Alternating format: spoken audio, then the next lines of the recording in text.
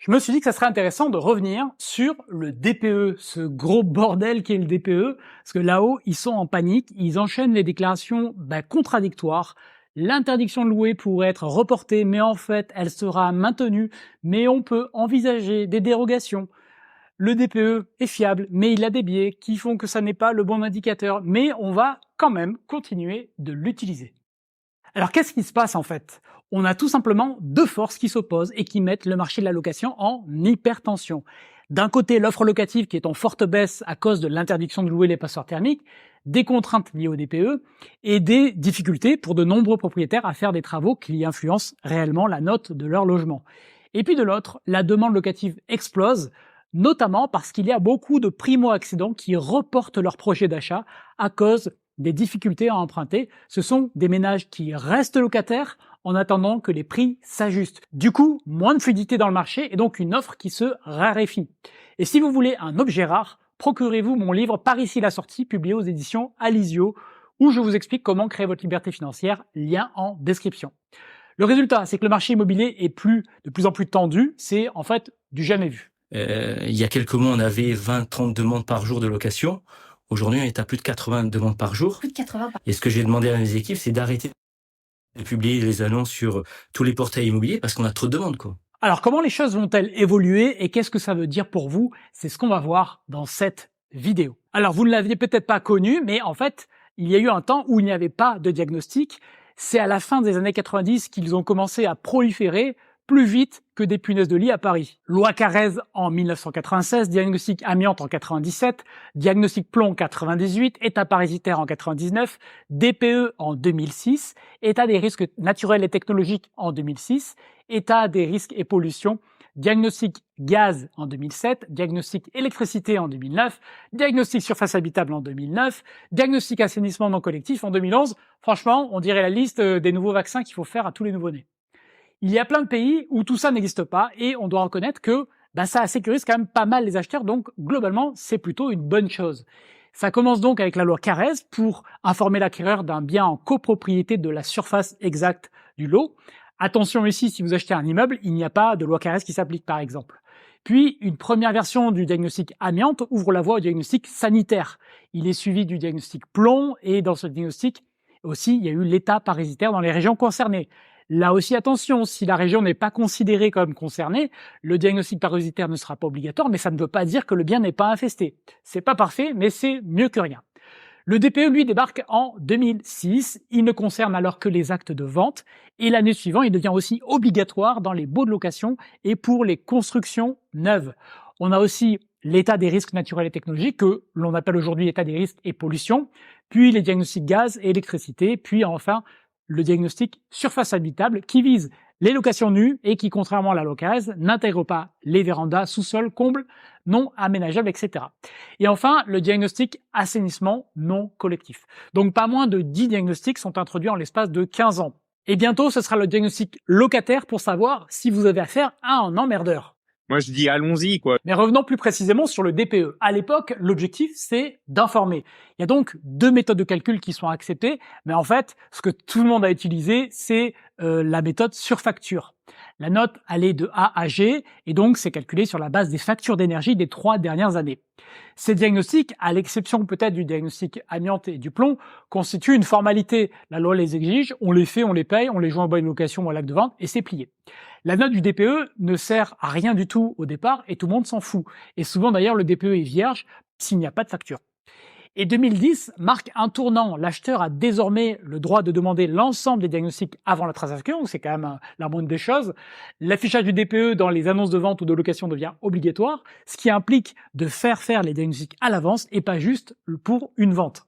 Et donc, on assiste à une première tentative de rendre le DPE opposable en justice. Le problème, c'est que dès le départ, les diagnostics, en particulier le DPE, sont épinglés pour leur manque de fiabilité, qu'il s'agisse d'anomalies non repérées ou de conflits d'intérêts entre les diagnostiqueurs et les certificateurs. Pour vous donner un exemple, en 2012, l'UFC Que Choisir dresse un bilan catastrophique et ce n'était pas la première fois. Elle qualifie le DPE de folklorique et de loterie. Pourquoi? Parce qu'elle a mandaté plusieurs diagnostiqueurs pour établir le DPE de 5 maisons situées dans des régions différentes et que les résultats varient considérablement d'un diagnostiqueur à l'autre. Mais c'est de la merde! Pour le même bien. Alors du coup, le gouvernement accourt avec son nouveau DPE, donc le nouveau de 2013, qui prévoit 6 mesures pour améliorer la transparence, la méthode de calcul, la sauvegarde des données, les logiciels utilisés et la compétence des diagnostiqueurs. Alors on peut tout à fait comprendre que la première version du truc était pas bonne, donc on se dit que la deuxième version est la bonne. Mais en fait, ils essaient de redonner la crédibilité à un diagnostic dont ils veulent faire un outil de référence. Et ça ne marche pas vraiment. 2021 marque un nouveau tournant. Cette fois, le gouvernement annonce sa volonté d'éradiquer toutes les passoires thermiques, de terrasser, comme ils ont terrassé l'économie russe, les logements classés de E à G, avec une disparition progressive de l'autorisation louée. La consommation énergétique devient même un critère de décence et le DPE devient opposable. Ça veut dire que la responsabilité du propriétaire et celle du diagnostiqueur est engagée en cas d'erreur ou de fraude. Pour accompagner ce changement, le DPE évolue encore une fois. C'est donc un encore nouveau DPE. La méthode de calcul sur facture est abandonnée car pour un même logement, la note pouvait varier considérablement selon évidemment le nombre d'occupants et les habitudes de consommation. C'est donc désormais la méthode 3CL qui s'applique, calcul de la consommation conventionnelle des logements. Alors, je crois qu'il suffit de rester attentif au taux évalué au jour le jour sur l'emprise des fixations monétaires à court, moyen, long terme, et les résultats ne peuvent être que satisfaisants. Elle repose uniquement sur les caractéristiques physiques comme le bâti, l'isolation, les fenêtres, le chauffage, etc. L'étiquette du DPE évolue, elle aussi, puisqu'elle ne se limite plus à l'énergie primaire, mais tient aussi compte des émissions de gaz à effet de serre. Le logement reçoit donc une note pour chaque catégorie et c'est la plus mauvaise note des deux qui détermine la classe du logement. Alors bon, à la limite, si ça rendait vraiment cette fois-ci le DPE plus fiable, comme c'était l'ambition du gouvernement, pourquoi pas? Mais encore une fois, la réalité est tout autre. Au bout de quelques semaines, le nouveau DPE est suspendu. C'est un fiasco. Les logements construits avant 1975 sont pleins d'anomalies. Pas moins de 80 000 DPE doivent être entièrement réédités gratuitement et aux frais du contribuable. Un an plus tard, en septembre 2022, l'UFC Quoi Choisir recommence. Elle refait une enquête du même genre que celle dont je vous ai parlé juste avant. Cette fois sur 7 maisons avec 5 diagnostiqueurs différents. Et là, encore une fois, on se rend compte que c'est du grand n'importe quoi. Donc, évidemment, les choses sont plus fiables, l'algorithme est mieux, mais le bilan, c'est qu'il y a une seule maison qui se voit attribuer la même classe énergétique. Pour les 6 autres, il y a divergence. Il y en a même une pour laquelle la classe va de B à E, alors que c'est une maison de basse consommation. L'enquête fait aussi état de conseils ahurissants, d'estimations de travaux pour une même maison allant du simple au décuple. Donc, c'est un désastre. Et là, on n'a même pas parlé de l'audit énergétique qui est entré en vigueur cette année pour les logements individuels F et G et qui concernera progressivement les logements E et D d'ici à 2034. On verra bien ce que ça va donner. Donc maintenant qu'on a retracé l'historique et le passif du DPE, vous comprenez pourquoi nos élites sont un petit peu tiraillées. D'un côté, il y a les propriétaires et les professionnels du secteur qui leur font remonter toutes les anomalies et les biais du DPE et qui laissent plein de propriétaires dans une impasse parce que aucun travaux ne parviennent à améliorer la note de leur logement. On sait par exemple que le DPE actuel souffre de plusieurs défauts, notamment les petites surfaces qui sont pénalisées par les méthodes de calcul et aussi d'autres aberrations qui par exemple ne tiennent pas compte de l'installation de panneaux solaires. Si vous produisez de l'énergie en autoconsommation, ça vaut 0. On sait aussi que la solution qui est suggérée en fait 9 fois sur 10 sur beaucoup de logements, c'est de mettre de la pompe à chaleur. Donc, est-ce qu'on va se retrouver avec des pompes à chaleur pour le chaud, des pompes à chaleur pour le chauffage? C'est la meilleure manière d'améliorer son DPE aujourd'hui, avec les impossibilités techniques dans certaines copropriétés qui existent. Donc, il y a beaucoup encore d'incohérences, voire d'erreurs, ou de catégories de types de logements qui sont très pénalisés par rapport à d'autres. Et pour revenir et terminer sur les petites surfaces, on comprend aisément que si vous louez 12 mètres carrés à quelqu'un, le DPE n'est pas aussi critique que si vous louez une maison de 120 mètres carrés qui va nécessiter beaucoup plus d'énergie à chauffer. Ça paraît être un petit peu de bon sens, mais le DPE ne semble pas du tout tenir compte de ce genre d'éléments dans l'algorithme. Et donc on se retrouve avec des travaux qui sont souvent trop chers et qui ne valent pas forcément toujours le coup d'être financés. Et de l'autre côté, il est assez rare de voir un décideur assumer son erreur et revenir en arrière. Donc non, qu'est-ce qu'on fait dans ces cas-là? Quand ça marche pas, on insiste jusqu'à l'absurde, jusqu'à trouver la bonne solution, quitte à y passer des années. Et ça tombe bien, ça fait des années qu'on essaie de rendre le DPE fiable. Et il est assez probable qu'il va falloir encore quelques années pour que cela arrive réellement. Alors la question, c'est qu'est-ce qui va se passer entre maintenant et le jour où le DPE sera fiable, le jour où vous pourrez faire un DPE, avoir confiance dans les résultats et dans les recommandations qui vous sont faites. Alors c'est intéressant de voir justement où en est la France par rapport aux objectifs qu'elle s'est fixés. Prenons quelques chiffres. L'État donc s'est engagé à ce que tout le parc immobilier atteigne la classe A ou B d'ici à 2050. Aujourd'hui, c'est 5% du parc qui a cette note. Donc ça veut dire qu'il reste à peu près 35 millions de logements à rénover en 27 ans, donc 1 million de chantiers par an. Pour vous donner un ordre d'idée, la moyenne annuelle de chantiers entre 2012 et 2018, c'était 70 000 rénovations, des rénovations globales.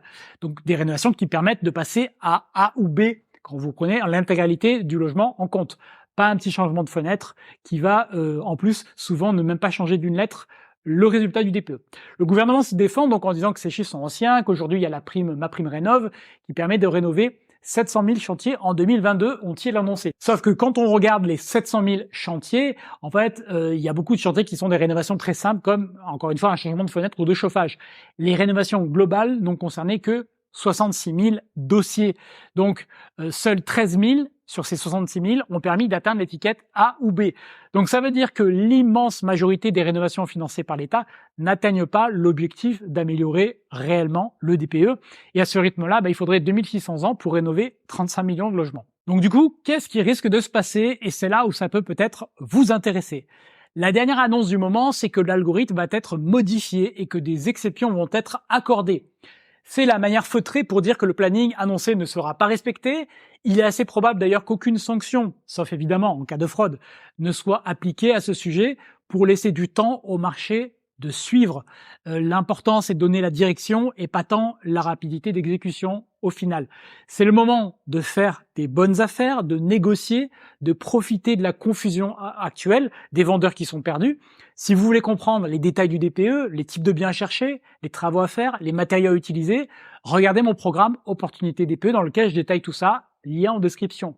Il faut aussi comprendre que le financement des passoires thermiques se précise dans les banques, qui ont désormais toute une politique à ce sujet, comme par exemple certaines qui vont exiger des travaux, d'autres qui refusent de financer du G, d'autres qui vont encore poser certaines conditions sur des montants de travaux. Bref, c'était la jungle et elle se positionne petit à petit toutes par rapport à ce sujet, ce qui va permettre aux investisseurs, aux personnes qui ont envie de faire des beaux projets et d'avoir de la rentabilité, d'en pouvoir emprunter et d'investir.